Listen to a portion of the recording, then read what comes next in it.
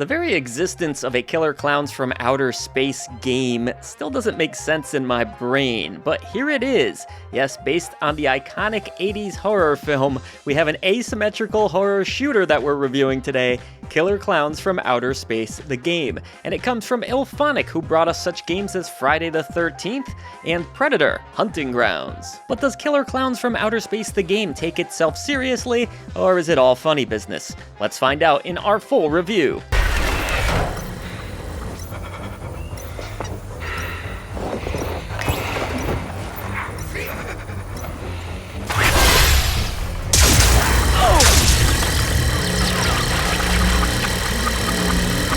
Hey, real quick before we get into it, don't waste any more time on the clowns in the gaming echo chamber. Head on over to patreon.com/idreamofindiegames and join our circus of fun. You'll gain Discord access, early ad-free shows, shoutouts at the end of every single video we produce, and even free games depending which tier you select. Also be sure to head on over to twitch.tv/idreamofindiegames, where Gamer Ghoulfriend is spooking up a stream every Thursday at 8 p.m. Eastern, 7 Central. Your new indie gaming community is waiting to meet you. As for your question this video, we want to know, are you afraid of clowns? I kinda like them myself. Let us know in the comments below and we'll pin our favorite comment. The 1988 film Killer Klowns from Outer Space came from the Kyoto brothers and was a cult classic of sorts. It is a science fiction horror experience like no other, and has a lot of cool zany practical effects, a wacky sense of humor, a really fun soundtrack, and overall, it's still a really enjoyable watch all these years later. A sequel was supposed to happen, but never quite got there. But at the least, we have a video game. As unlikely as that sounds,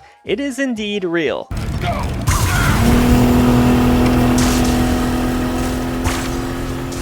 This is an online competitive experience where you'll play as either the clowns in a team of 3 or as the humans in a team of 7. If you're the humans, you're trying to escape from the clowns and the impending clown-pocalypse.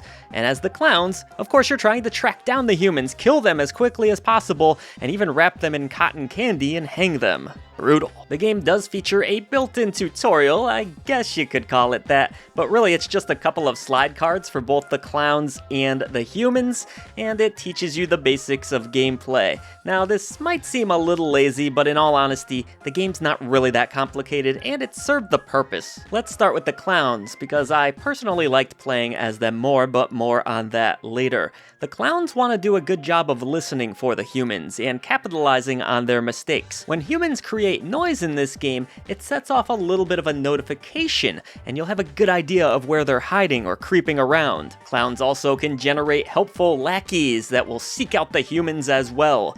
Either way, once you've discovered where a human is hiding, it's up to you to either bash them with your clown mallet or try to blast away at them with the cotton candy gun, which can take a while and eventually will overheat. So it's a bit of a risk to try to capture a human in cotton candy, but will net you more experience. You'll also need to carry that human, who is now encased in cotton candy if you're successful, to a nearby hook, and then hook them on there and hope nobody comes to save them.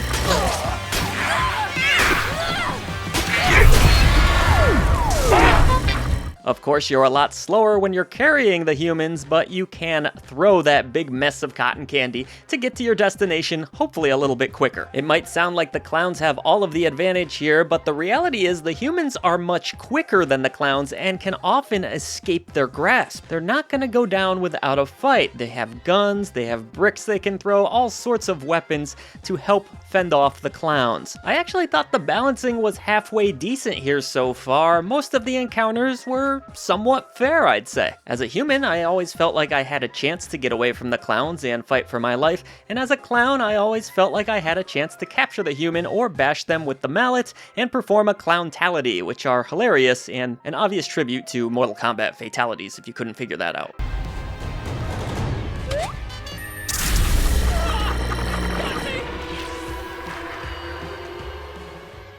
Either way, to simplify things, the clown's goal is to gather all the humans, as many as they can in a round time, and win the day that way. During the clown-pocalypse, which is the big ending segment of a match, The clowns generally will have the advantage here, but they'll have to be careful because a vehicle can bash through the cotton candy, and the humans have one last chance to escape that way. Alright, on to the human side of things. You want to escape the map, obviously, before that clownpocalypse blows up the whole place. Thankfully, there are a lot of different ways to escape before the timer even gets that low. You might choose a boat, for example, but to get away on a boat, and you can stash some of your friends on that boat too, you'll need to find gas across the map to fill up the boat's gas tank, of course. The boat might also need a fuse that is hidden out there somewhere, and thankfully, you can also find a compass that will point you in the right direction of both exits and maybe key items that you'll need. Humans will want to be as quiet as possible to not be spotted by the clowns, and also gather various loot. Not only will they gain experience that way,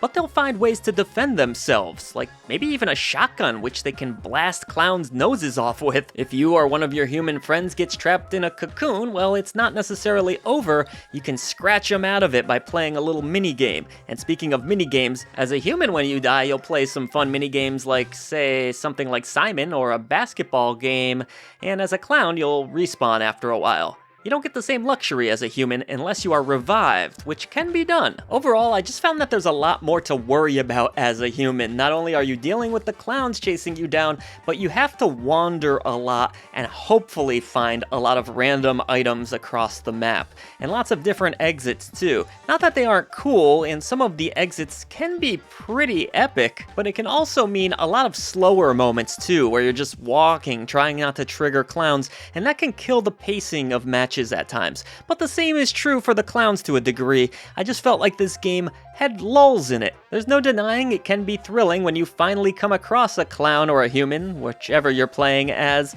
but those moments in between are really long-winded in my experience at times, and that kinda kills the momentum. But what I enjoyed about this game is that I didn't necessarily have to be an ultra-competitive online gamer to have some fun with it. I felt like I was able to hold my own, and no, I'm not Mr. Call of Duty, I'm not Mr. Deathmatch at all. I actually don't like that style of competitive gameplay, but this actually worked for me, and I felt like I was able to enjoy it when the action was up there. Partying up with friends was also a pretty simple process. I was able to throw Silent Signs into my party without issue, and she could go right along with me into quick matches. The game also has full crossplay. I was playing the PC version, but I did see other players across PlayStation and Xbox. Killer Klowns from Outer Space, the game, also allows you to customize your character quite a bit and unlock some different clowns and human skins too. There's also different classes of humans, and they all have different statistics, which I thought was nice. There are various taunts for the clowns and even special abilities that can be learned,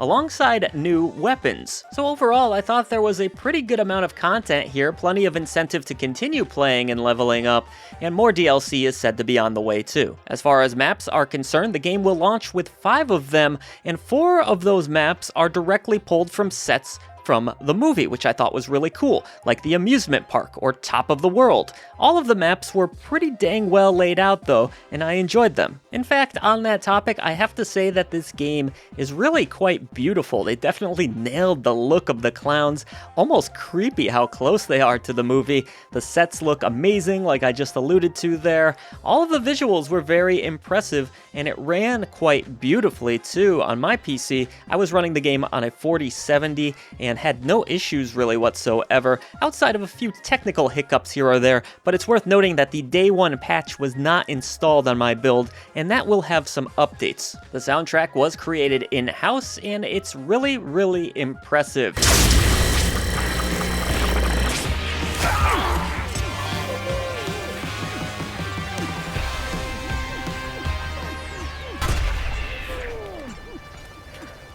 You'll get some spooky circus music here or there, and other little ominous noises that really brings the world to life, and maybe didn't always remind me of the movie perfectly, but a lot of the themes certainly did hit on the vibe of Killer Klowns, and overall I thought the sound design was pretty dang top-notch in this one. Killer Klowns from Outer Space, the game, successfully brings this universe into a video game, and that's impressive, I have to say. I'm not Mr. Multiplayer, so this isn't my normal genre, I'll be honest, but I did have some fun playing this one. I personally enjoyed the clowns. I just think the pacing is a little bit better when playing as them, but playing as the humans was kind of cool too. It has its own charms, trying to escape, finding different ways to escape, that kind of thing. But there are massive lulls in the action at times. I found that I was wandering a lot in this game, and that could kill the momentum of some matches. It also remains to be seen, will there be more modes in the future? Will there be a community around this game? Will it continue to grow and prosper? I imagine much of this depends on the success and likability of the product itself. For me, I enjoyed this one. I don't think it's exceptional, I don't think it's amazing, but I think it is worthy of the bronze genie lamp of approval. Now excuse me, I have the strangest urge for cotton candy.